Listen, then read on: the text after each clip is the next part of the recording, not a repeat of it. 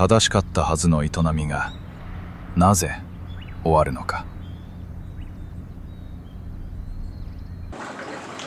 それは誰かが怠けたからでも間違ったことをしたからでもない。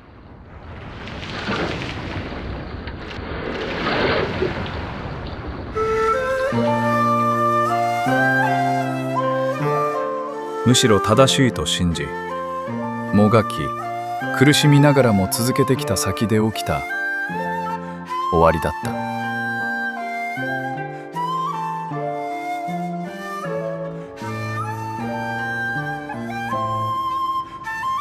創業70年、広島湾の中だけで完結する牡蠣を作り続けてきた新水産が廃業を決めた。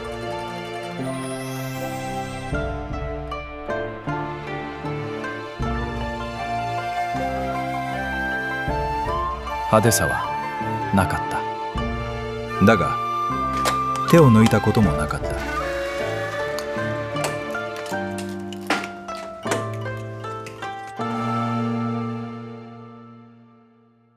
この海で育つ。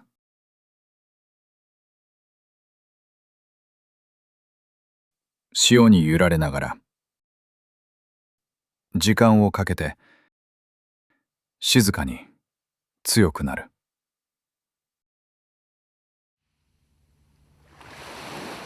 1年間海岸の日々棚で太陽に当てたり水に浸かったりっていうのを1年間体感さしとって、その期間が短いのを抑制牡蠣っていうのよね。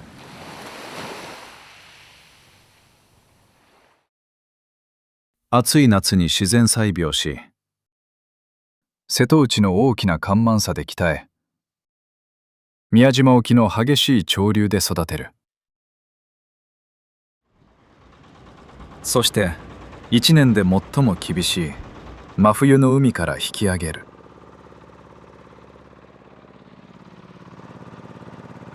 この現場は2人で続いてきた。多くを語らずそれぞれの役割で。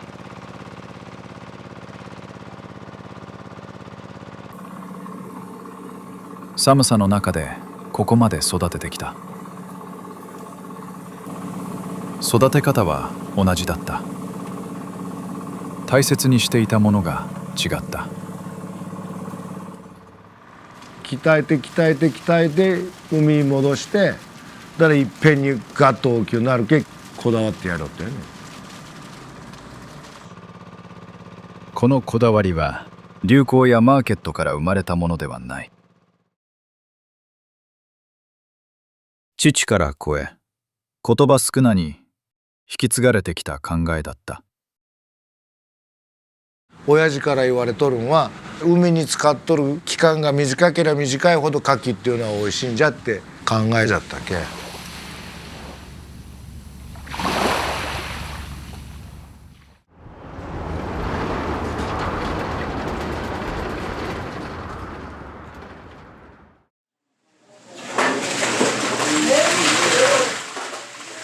ここにはこの場所の水がある。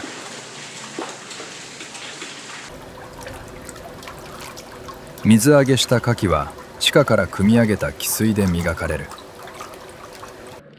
出荷の直前まで牡蠣の中に残る甘みだけを静かに引き出すためだ。それは市場に合わせるより牡蠣の力を信じたやり方だった。派手に語られるものではなかった。だが確かに選ばれていた。本来広島の真牡蠣っていうのは甘いんじゃけ。だけ甘みだけ残すように鮮度を保てば甘みだけ残るけ。そこは大事にしよったよね。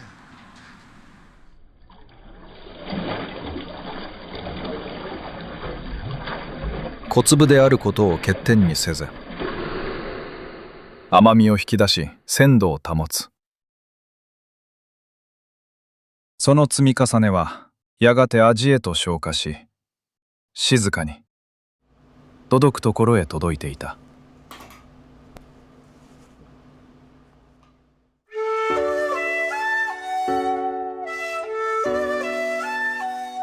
いや、ええガキだね。久しぶりに美味しいガキに出会ったなというのは一番感じました。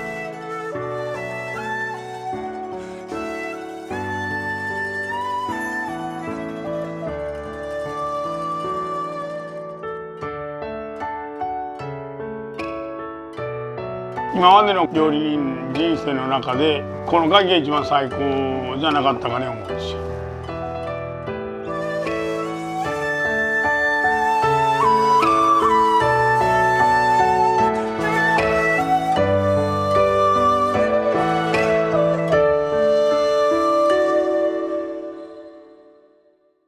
だが、評価と存続は必ずしも同じ場所にはない。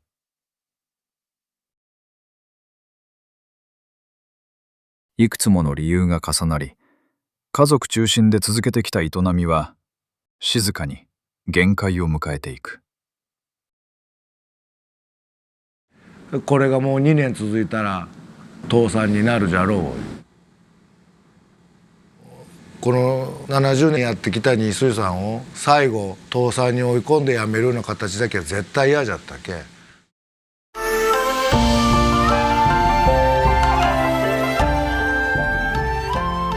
誇りはあった。感謝もあった。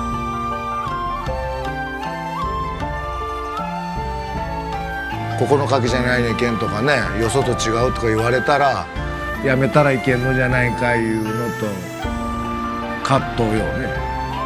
お客さんに対してまだ続けたかった。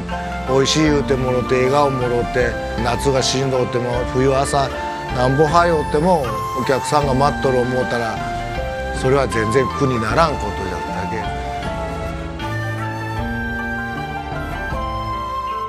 たけ。それでも終わった。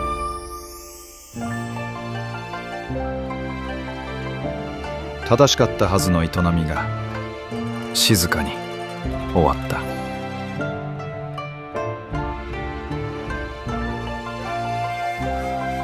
これは家業という一つの文化が終わるまでを見つめたドキュメンタリーです。